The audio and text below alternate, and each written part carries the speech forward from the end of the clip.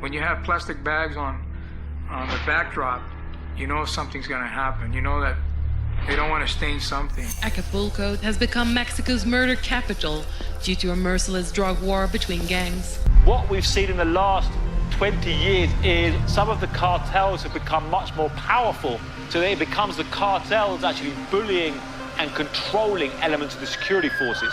Cartels have become more ruthless, more powerful, and more feared worldwide. In Mexico, this is largely because of a now defunct cartel called Los Zetas. In the early 2010s, Los Zetas brought a level of violence to the cartel world that sickened even the most desensitized sicarios. Let's explore 3 of their worst methods in the context of their rise, fall, and legacy. Number 3, the kitchens. Bloody handprints on walls, stained clothes, plastic cable ties, machetes, and, as one person observes, the crunch of bones beneath a thick blanket of ash. This is what the Irish Times reported from Galera Ranch in northern Veracruz in 2020. For many people reading, it was simply shocking. But for the poor locals, tormented by the Los Zetas cartel for years, it was nothing new. In fact, they had a term they used to describe cooking humans: zacahuil. Before, zacahuil was a traditional Mexican dish, often cooked at weddings and large events. Because it takes serious heat to cook, it's usually made in a big outdoor oven. This is what the Irish Times reporters discovered that day, except no one was making zacahuil in those ovens. 12 kitchens were discovered in 2020, all used by Los Zetas since their inception in 2010 for the same brutal purpose: to make zacahuil. Los Zetas make their money by smuggling thousands of tons of narcotics from Mexico into the United States. But that is not what they're famous for. Their philosophy, if you can call it that, stands in the name of their cartel. Los Zetas means the Z's. And in Mexico, this is the tactical radio code for military officers. Los Zetas were the first militarized cartel because they literally started out as an army of deserters. In 1997, Los Zetas took shape as the Gulf Cartel's army. The kingpin at the time, Osiel Cardenas Guillen, hired a retired army lieutenant to recruit the most violent deserters from the military special forces. Some of them had special U.S. training. Osiel's lieutenant, Arturo Guzman de Cana, decided to name the army after his former radio code, Z1. But don't be fooled. Militarizing the cartel did not make it more organized. In fact, they upped the violence to an unprecedented level. Acapulco has become Mexico's murder capital due to a merciless drug war between gangs. What you saw was a change in the way drug cartels fought with violence. It was no longer those gang members with shaved heads and tattoos fighting with pistols and knives. It was militarized style, fighting like military units. And once they did it, this was spread across to every cartel in Mexico. Military style doesn't mean what you might see in the 1990s American movies. It means a disciplined use of terror to defeat insurgencies. In the context of psychotic sicarios, this was pure hell.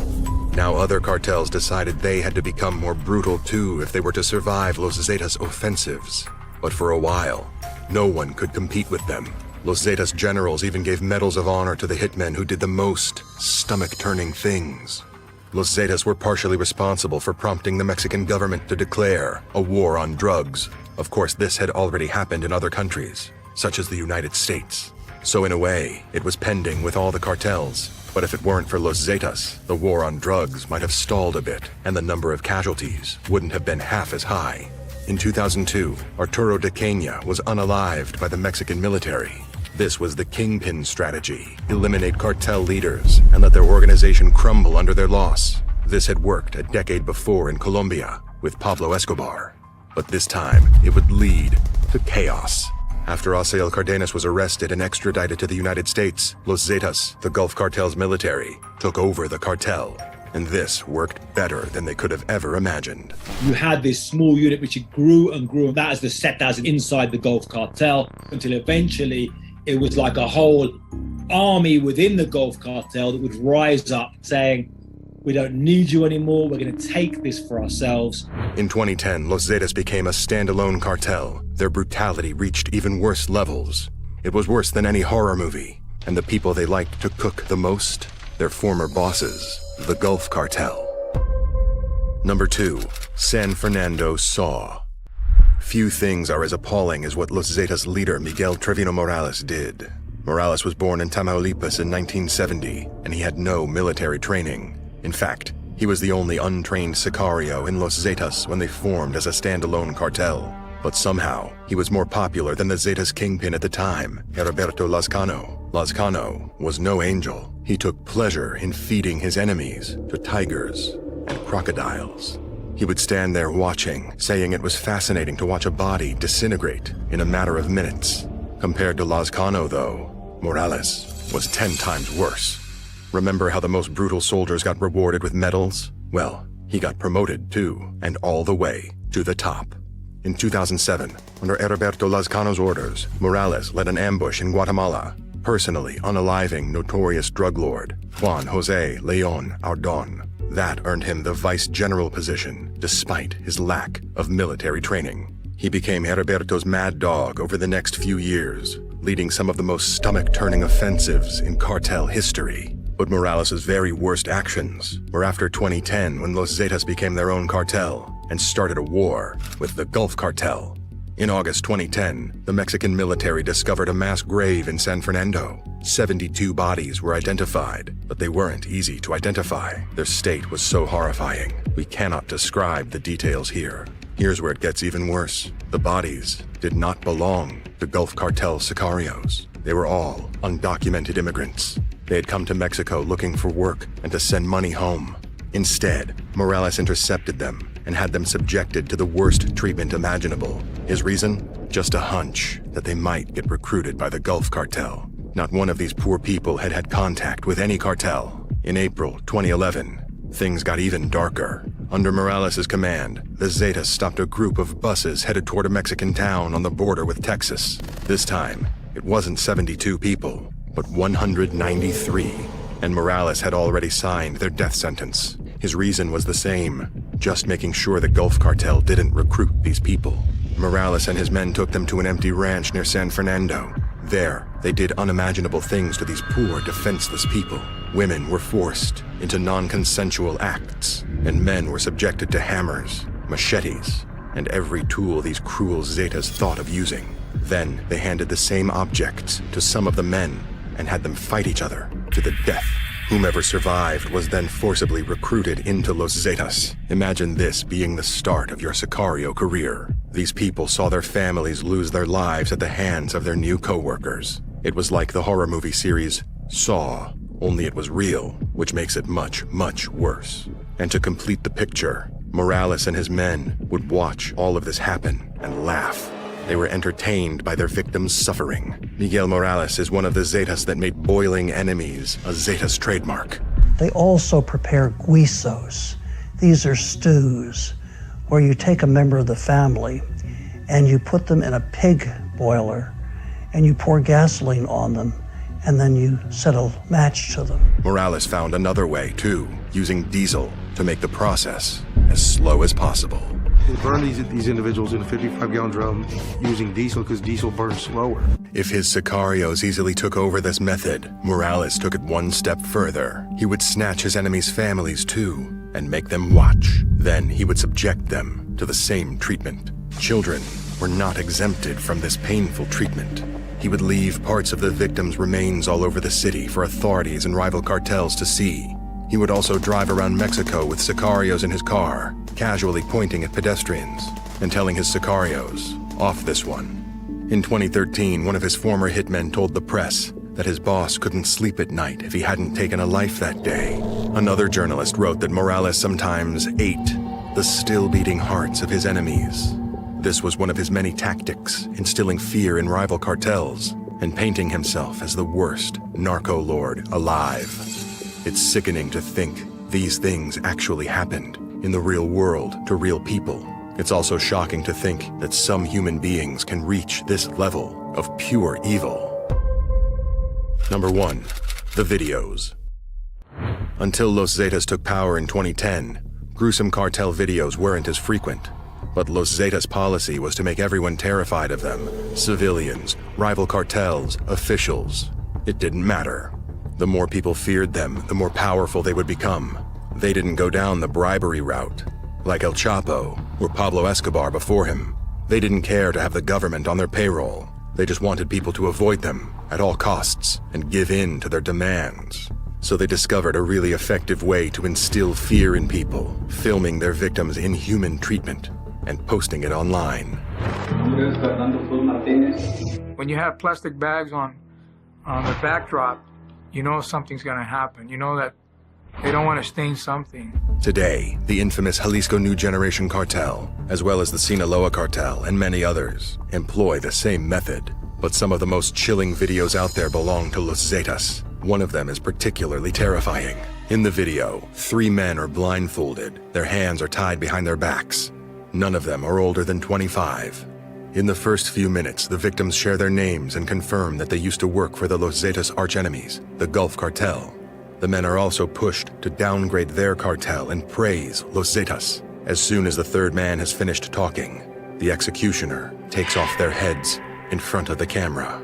Sadly, this was not a new or unique method in the cartel world, but the slow, excruciating speed at which the Zetas did it and the fact that the whole world could watch it afterward truly upped the evil game. Finally, the Zetas proudly showed the heads to the camera, and that's just one of Los Zetas' many horrible videos. Reportedly, the man who made these videos another Zetas trademark was once again Miguel Trevino Morales. Luckily, though, Morales did get a taste of his own bitter medicine. He might have been a monster, but he was an unorganized general. Until he took over the Zetas in 2012, Lazcano and other generals kept everyone in check. But a few years into Morales' leadership, Los Zetas had turned into a pack of rabid dogs. They've put them in acid and watched their bodies disintegrate. They have fed them to wild animals. These were sociopathic, short-tempered sicarios who also fought each other. After all, this was the only language they knew. They had been recruited from poor, vulnerable backgrounds and brainwashed into desensitized villains. Los Zetas' paramilitary training and highly organized skills were waning. This meant they were easier to capture. On July 15, 2013, Miguel Trevino Morales was finally arrested. For some reason, Morales managed to dodge extradition to the United States. To this day, he is serving a life sentence in a Michoacan federal prison. But brutality like this doesn't end with one man's arrest. Morales had led his men for years. He had had enough time to train them to think and behave just like him. It's safe to say Los Zetas never had any regard for human life, and Morales only made it worse. In 2014, Los Zetas found out that 2 men from the city of Allende had reportedly stolen money from the cartel, so a huge army stormed Allende. But they weren't out for these 2 men. Los Zetas had decided to punish the entire town for it. Somewhere between 300 and 500 people died. All that was left was dust and bone fragments. It's hard to get an accurate estimate after something like this. 80 homes were destroyed with heavy military machinery. Allende was reduced to ashes, and whoever was able to flee became a shadow of the person they once were. Y les digo a mis hijos, levántense, le digo, porque quién sabe qué está pasando en la calle. Digo, vístanse y nos salimos. Y todo empezó a tronar, ya no había luz, todo empezó a tronar, tanques, camionetas. Pero sí, ahí perdí a mis niños y a mi hija. When officers looked into the incident, they found the man leading the attack. It was Miguel Morales' brother, Omar. In 2015, Omar was also arrested, and this was the beginning of the end of Los Zetas. At that point, it was more like a gang of warring factions than a united cartel. One of the more successful factions is Cartel del Noreste, but even their leader, Juan Gerardo Trevino Chavez, aka El Huevo, was arrested in March 2022. Today, Miguel Trevino Morales' horrific legacy lives on through the Jalisco New Generation Cartel. The CJNG kingpin El Mencho was inspired by Los Zetas' paramilitary training and equipment and took it to a whole new level with the CJNG. The Jalisco New Generation Cartel took the fight to the next level, shooting down a military helicopter with a rocket-propelled grenade. Tonight, the DEA is offering $10 million for information leading to the arrest of the Mexican drug kingpin known as El Mencho. In a world where the more violent you are, the more money you make, it's hard to imagine cartel violence ever rising. But El Mencho took everything to the next level. The videos, the methods, and the equipment. Los Zetas didn't have rocket-propelled grenades or drones. Now El Mencho and his army are using high-tech equipment to bully authorities into submission. It used to be that the upper hand was held by the security forces, by the police and the military, and they could extort the bribe from the cartels. What we've seen in the last 20 years is some of the cartels have become much more powerful, so that it becomes the cartels actually bullying and controlling elements of the security forces. El Mencho even recruited some people from Los Zetas. He was looking for the very worst, men who not only found it easy to take a life, but took pleasure in prolonging pain and suffering. In this place, Mencho and his people recruited them. When they saw the way they executed their rivals, they burned them in gasoline drums.